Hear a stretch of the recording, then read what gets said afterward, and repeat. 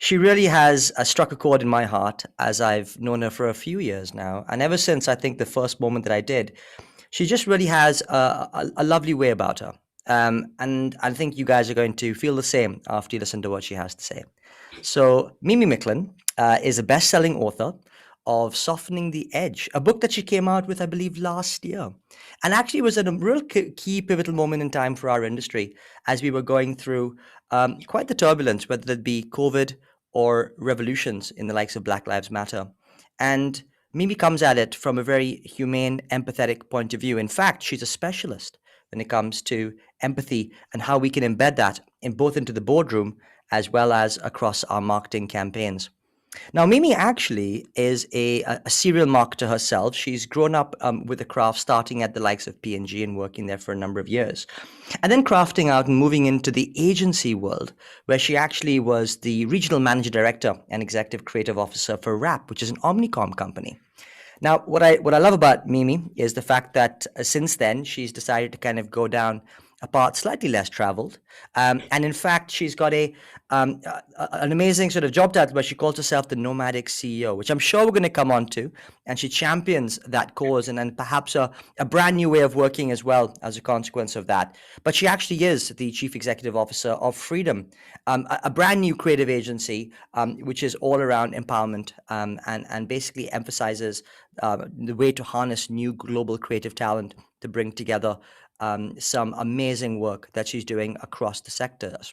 She also has an international career, and she currently is calling in from Dubai. Although every time you speak to Mimi, she seems to be somewhere or the other.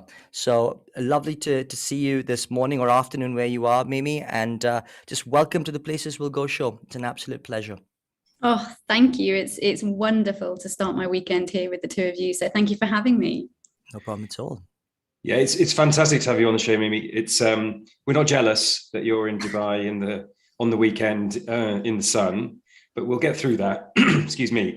No, I mean, I've met you a couple of times, different parts of the world, and everything Richie says, I would chimes, particularly the emphasis on empathy, and I think we'll get really into that because we've probably not had anybody who's tuned into that conversation, which is an important one. But to get us started, so you're in Dubai. How's the last period of time, 18 months, been for you? What's COVID brought, good, bad, and ugly? Just tell us a bit about where you're at in the world, Mimi.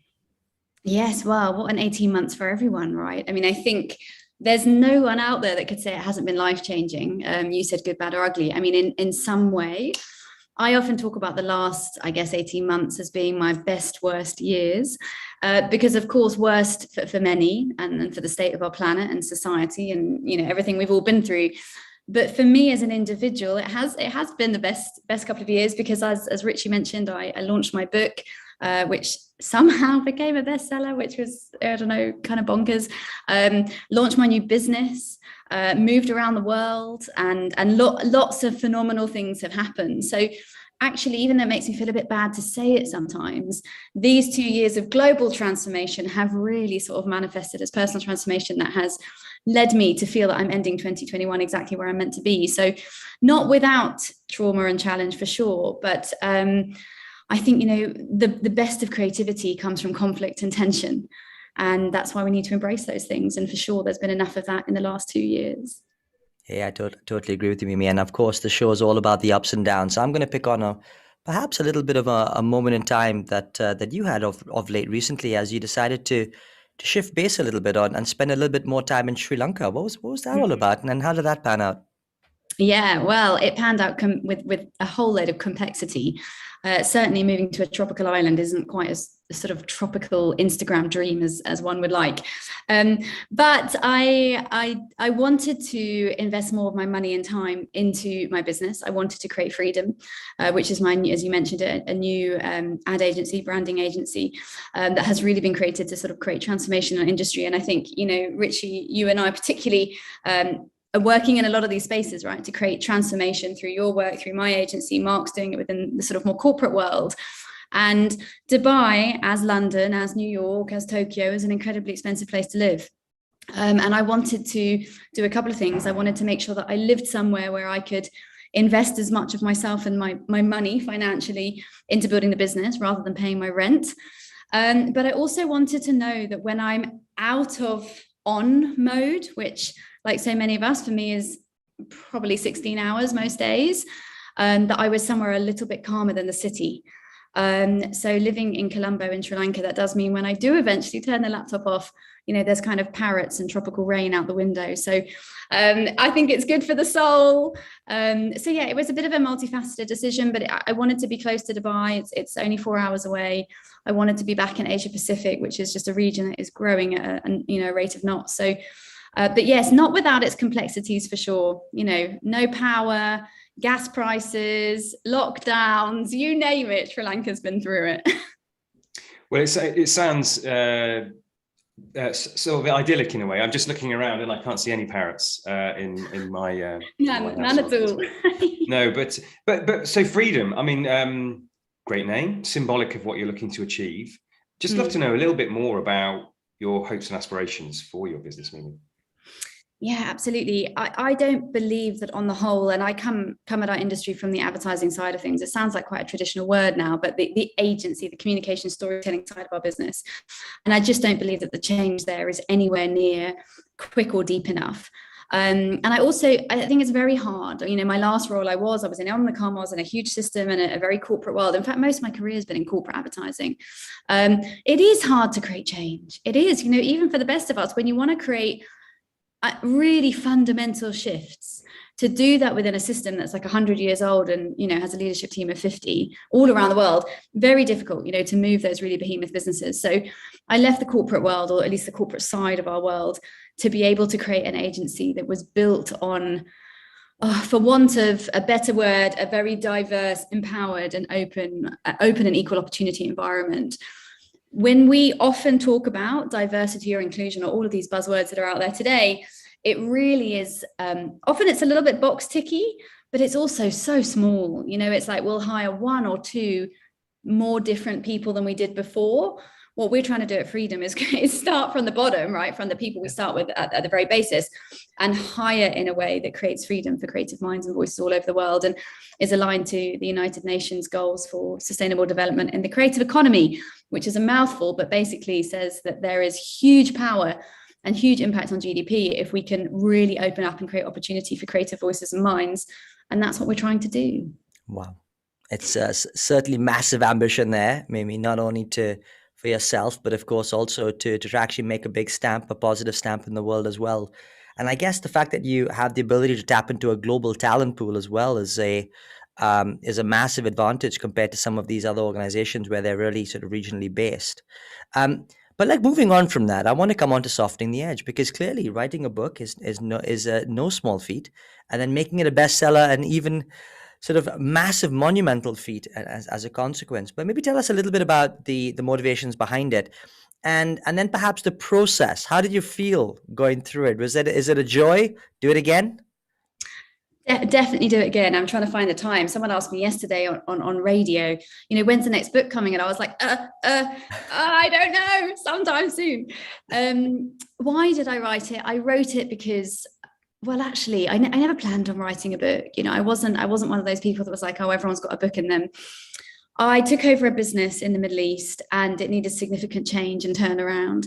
And I decided to do that with empathy, with humanity at heart, and a real deep belief that if we looked after our people, and not just my team, my clients, suppliers, partners, stakeholders, that if I completely and utterly committed myself to people, the business would grow, which was an incredibly scary thing to do, right? Because not many people believe in that. So you have a lot of pressure and a lot of naysayers and a lot of people that are asking you to review the P&L. And as that started to work, and as we started to really create change really quickly, I wanted to write about that. I wanted to talk about that. So there was one weekend in 2019 where I flew down to Singapore in the days when you could do that, right? You could just fly away without a PCR, without a vaccine certificate. You could just get on a plane. I flew away for a weekend and I just wanted to write about what I'd learned and how this was impacting business. And by the time I came back, I had 30,000 words. And I thought, well, I should probably do something with this, right? I should probably, you know, maybe make a white paper or write a book or do something. So I always say the book wrote me rather than the other way around. And really, it is quite cathartic, I think, writing a book, especially because my book, whilst it's a leadership book and it's full of, tips and information on business transformation, it's got a really personal story in there. So there's a little bit of storytelling in there. And I couldn't believe what happened to that book. I sort of thought I would just put it in the world and be done with it, right? And then it went on to change my life. So yes, I'll definitely write another one.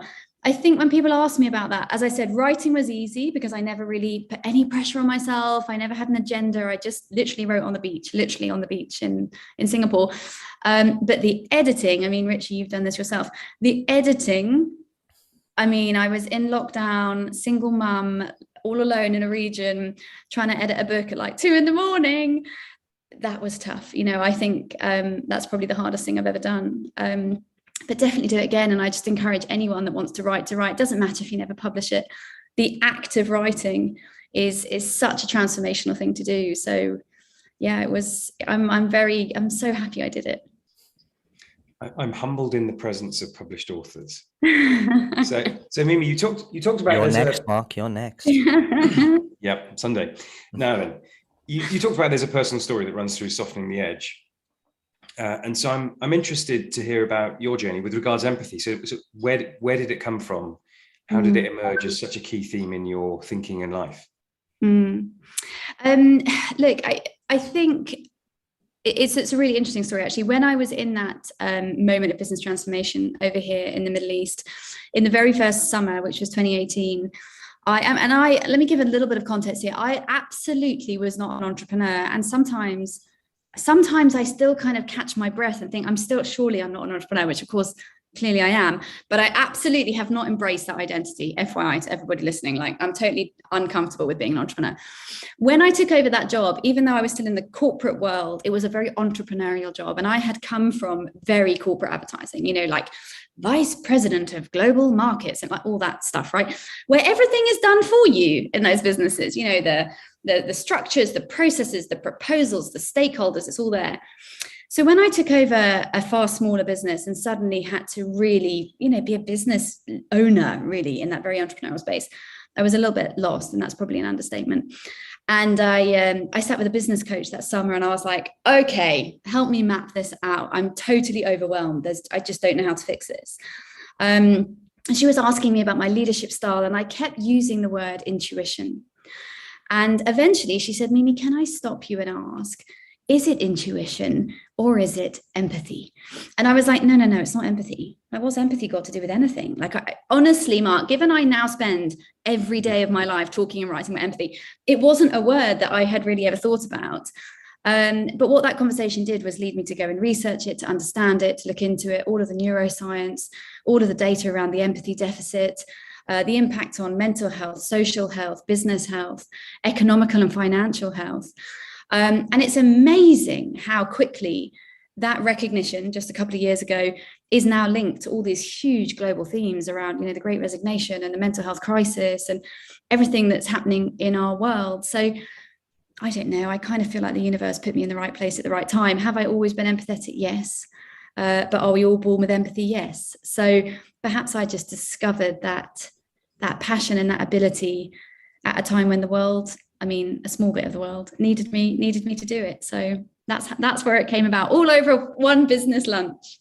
Well, Richie, I'm just going to say, there's a lesson in this for everybody in terms of, you said to a coach, obviously in a comfortable environment, and you felt you could do that, I'm totally overwhelmed. And that's not something that people will tend to say out loud or feel reluctant to do so. But it just goes to show the pivotal power of vulnerability in terms of engaging the right help that can make the transformational breakthrough. So I just think that's a wonderful thing that you've said, you did say out loud, and you've said out loud now. So thank you for that. Yeah, I completely agree. And I want to pick up on the one of the things that you said, that a bit of a throwaway element in that long list of things that empathy can help with. But the Great Resignation, it's a very interesting thing that's kind of coming up and kicking off in certainly in the last couple of months. Why do you think that's the case, and what's happening? And perhaps, we have loads of people who are leaders in organizations and are probably looking at their churn rates and attrition rates of their employees and kind of going, what's going on here? So how do you rationalize that? And maybe how do you help people work through that thinking, to maybe try and sort of stop that trend, or on the other hand, maybe get people to actually jump on that trend if that's what they feel. Yeah, I don't think you can stop that train, right? I think that train's going. I think we can sort of be part of it. But my take on that, and I do get asked about this a lot, so I've had a lot of time to think about it and really work out what my opinion is, again, from a sort of human understanding point of view. I think with the pandemic, if you take everything else away, the one fundamental shift for our world is that we realized we were all totally powerless. Okay, which is, again, like, talk about saying things out loud. It's not nice, right? It's not comfortable for the human race, literally en masse, to realize you actually don't have any control over your life, right? If someone says, stay home, lock your doors and don't leave, we had no choice. And that was really hard for people emotionally. And for many people, you know, sitting here in Dubai, you kind of think the pandemic's over because Dubai is so open. I'm sure London's very similar, but it's definitely not, right? We're definitely deep within this.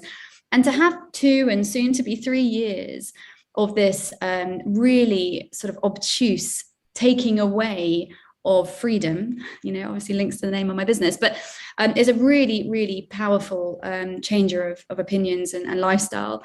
And I think, you know, when you look at what that's done to people's, what it means is that people then want to actually take a stand about what they can control and what they do want and where they do stand with those things. The whole Great Resignation theme is an unbelievable sign of confidence and strength and resilience. And I know that if you're out there listening to this, you're like, I don't like this lady because my people are leaving and I don't want to think that that's a sign of resilience and strength. But it is. I interview more people now that have quit their jobs with absolutely nothing. And most of them are in the city of Dubai at the moment, because I've been interviewing these last 2 weeks. That means they don't even have a visa, right? People are literally walking out of jobs. They don't have a visa, they don't have permission to stay in the country, and they're still walking out because they believe in better or they believe in different. And I think that, you know, everything that the pandemic has shown us is that you can take on the world. That there are only small things you do have control over, because the big things we clearly don't, because the government's in charge. And if you're not enjoying 5/7 of your week, then change it. I also think that even though the corporate world has lost many people and there's been, you know, huge loss of income and those types of things, the SME world is probably doing better than it ever has, right? So the world of startups and niche businesses and small enterprises all across the planet unilaterally is flying. Now, that may be because people had to do their own thing. You know, if you just think about the number of people who have changed careers in this time. But there is now opportunity to do things differently. There are opportunity for different types of thinkers. Suddenly introverts have a place in the world of business, right? So the world shifted, and I think the Great Resignation gets a really bad rap. I think the businesses that transform, the businesses that are open to change, will never be touched by this. But when I speak, I was speaking to a very good friend of mine in London this week, whose business is making them go back 5 days a week, and listening to her, it is completely overwhelming to me to understand, completely mind-boggling, why anyone wants to go back to 2019.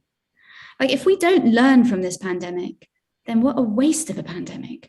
And why are so many businesses desperate to go back to where they were? I think the whole world's a little bit crazy. So I think it's about opportunity, it's about transformation, and it's about there being a better way. You portray a tremendous sense of self-empowerment around this moment. I think that's true. And I think the ... is that the EVP means that businesses need to wake up to what's important to their employees, including sustainability and diversity, to be able to attract the right talent, because people are voting based on values. I'm going to change the subject quite dramatically for a moment. I think we'll probably come back to empathy for sure, but you're quite a performer on stage.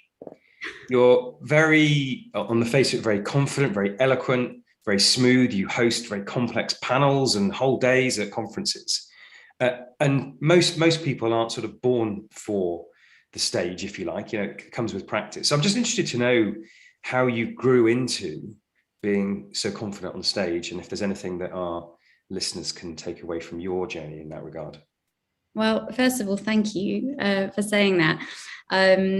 It's not something I've ever thought a lot about, but recently, because as you said, I've been doing it quite a lot recently. I think it comes from passion.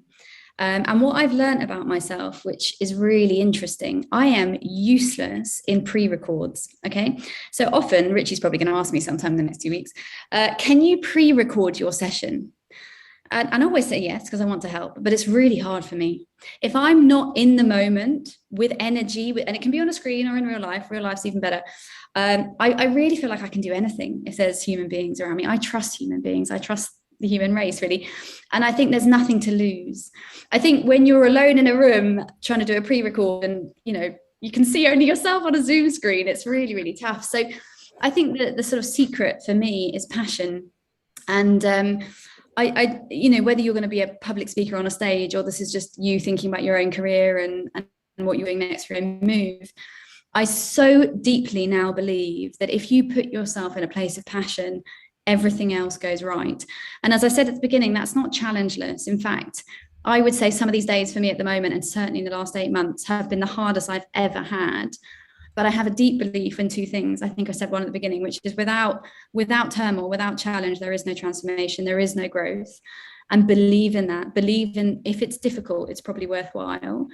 And the second is channel your passion, because trying to be somebody you're not, or trying to talk about something that you don't really like, it's tough, and I'm sure if I were to watch back my time on stage, I'm sure I'm more charismatic in the sessions that talk to me more, as I can be more open about that. And of course, not everyone has the opportunity to choose, but I think really the alignment with you in your role, with a role that you can love, 80% of the time, really you can achieve your potential. Without that, you're going to constantly be pushing, I think, against the stream.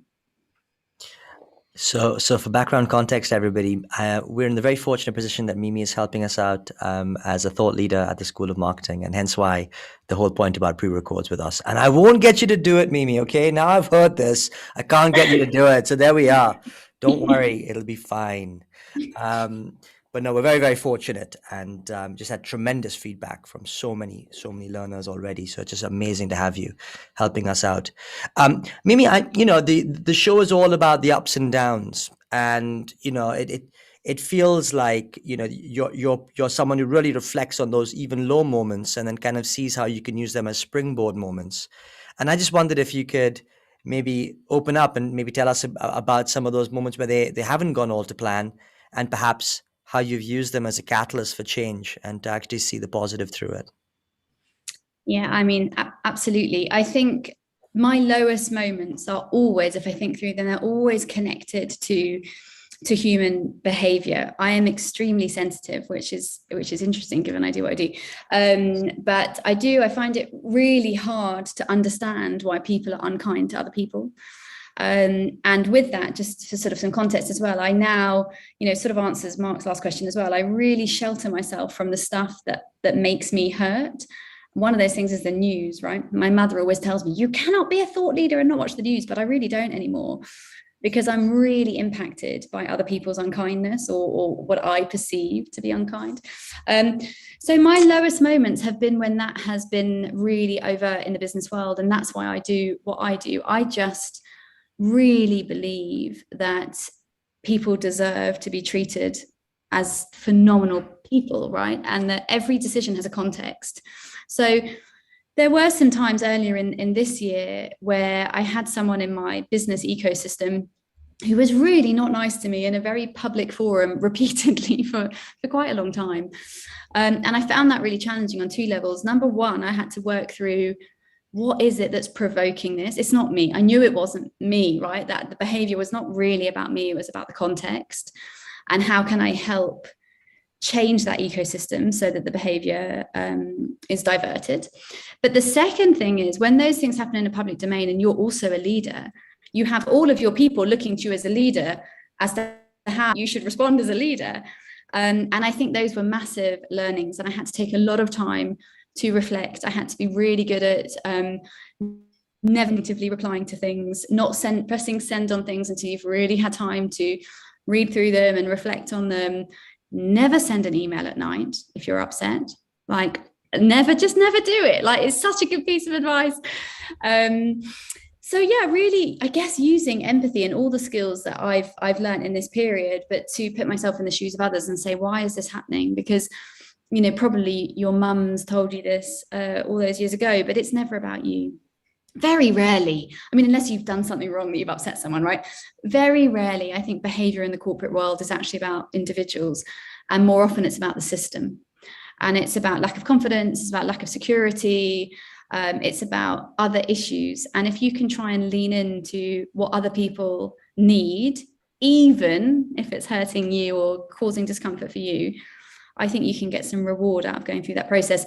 And then, of course, reflecting on that, because, you know, to transform, you have to learn, and it can't always be easy. So yeah, that's what I've learned.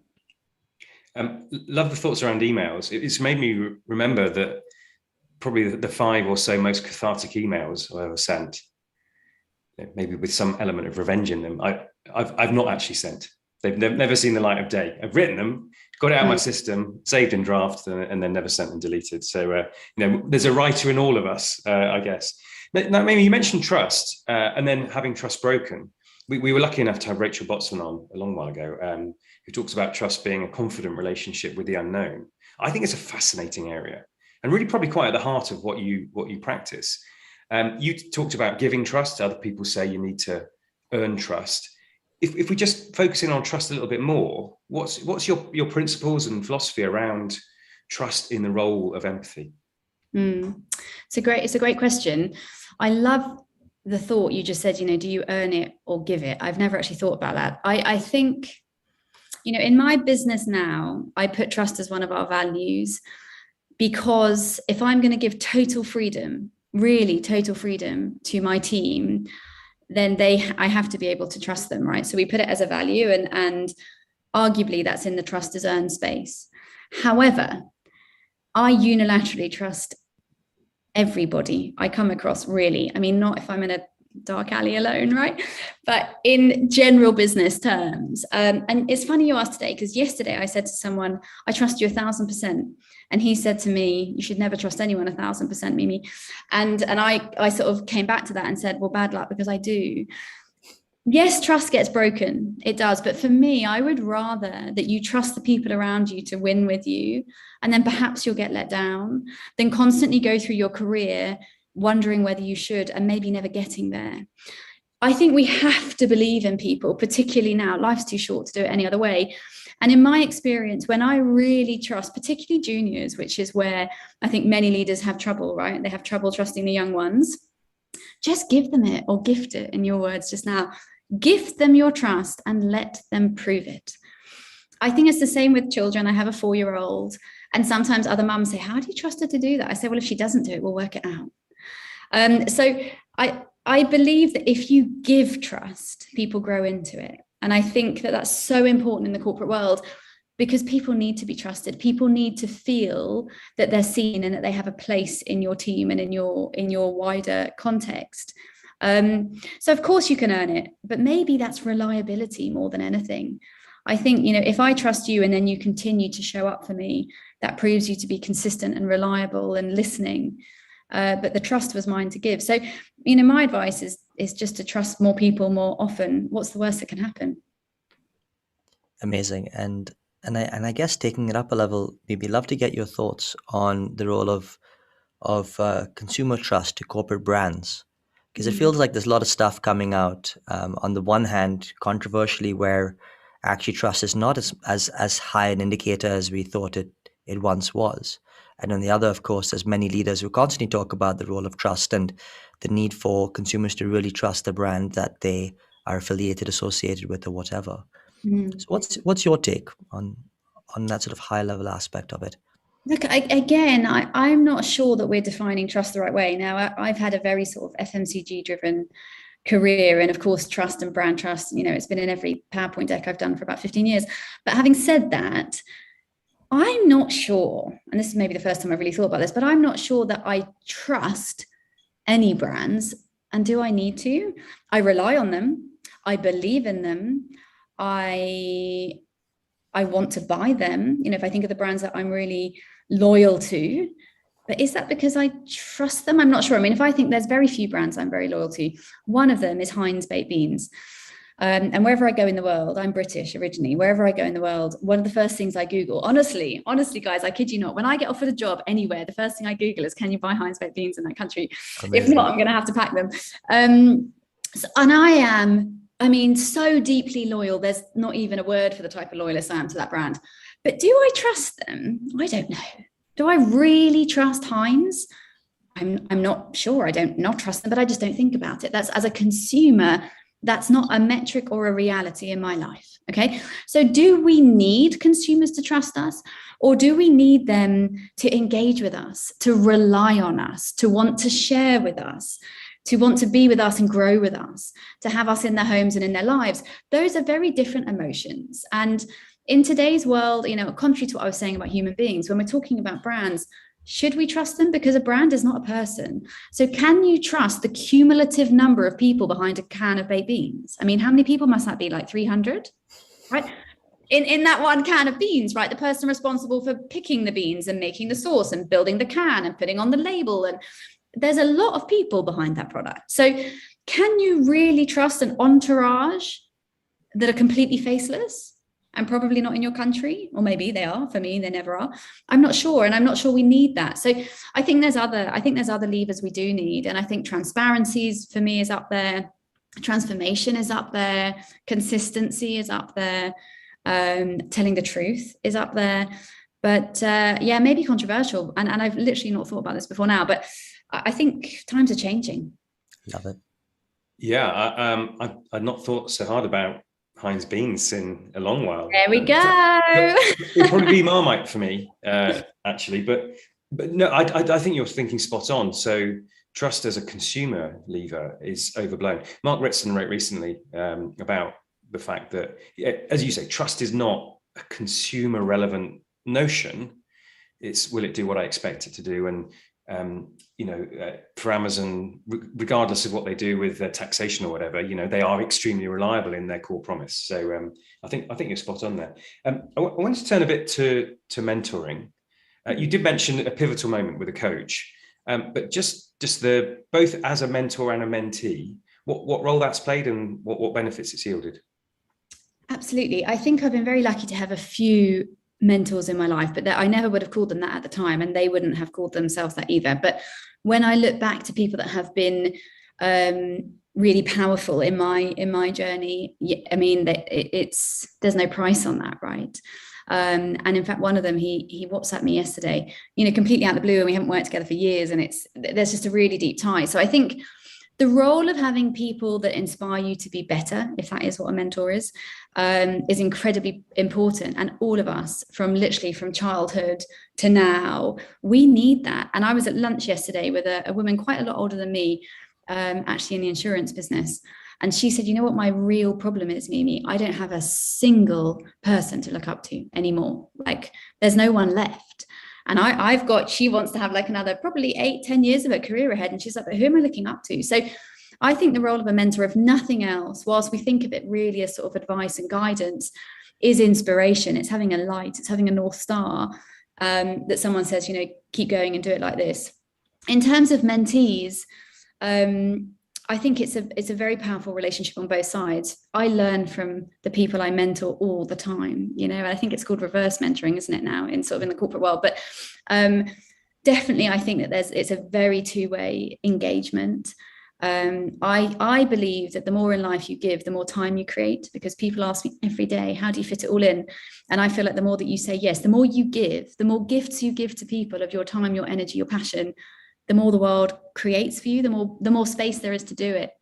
And I think, young people in our industry today, they need people that are going to talk to them openly and honestly and transparently about some of these things, and I know in the UK, and I'm not there anymore, some of these conversations are really difficult to have because there's so many social and political tensions around open conversation. And I think that's what you get with a mentor-mentee relationship, is that you can have open conversation in a smaller dialogue, and hopefully one where you can rely on confidentiality and really good advice. So yeah, I would recommend you find your person. and you can grow with them. I completely agree, and the power of mentoring is exponential, really, because you find that connect, and it really makes a big difference on so many levels. Mimi, we're coming to the end of the segment, so perhaps last question here. You've traveled the world, you've worked across so many different geographies, and you've really put yourself into, taking yourself out of comfort zones to live in countries where, as you say, could well be complex at this moment in time. So what do you think has been the net effect of that international experience and exposure on your career? And perhaps younger people listening into this show will, what advice would you give around that, in trying to forge an international business career?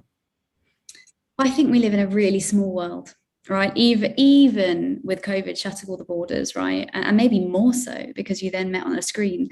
I've been traveling 15 years. I started in London, but it's been 15 since then, just under. I think what it's given me, the gift that experience has given me, and it's sometimes quite difficult actually, and I'll explain why, is that you have such connection with people from everywhere that you no longer notice that anyone's from anywhere, right? So when people talk about like diversity in the workplace or different racial, percentages and all these types of things, when you travel all the time and you work all around the world, you don't notice that because it's always been that way. So I've never, since London, which was a very long time ago, never worked in a team that is not diverse. Because in other parts of the world, all teams are diverse. Like that just is what it is. And I think so much of the narrative and the rhetoric comes from the US and the UK/Europe, where it's a slightly different world. So I think what that has taught me is how to work really deeply culturally with different people. And it's true, even if we're not supposed to talk about it out loud and we have to be very careful about how we say things, people that come from the Far East work differently, see things differently, value differently from people that work in India and the subcontinent, very different working style, to people in Indonesia, to the Muslim world where I am now, and of course stretches into Asia as well. So those different parts of the world, they really do value different because we're different people.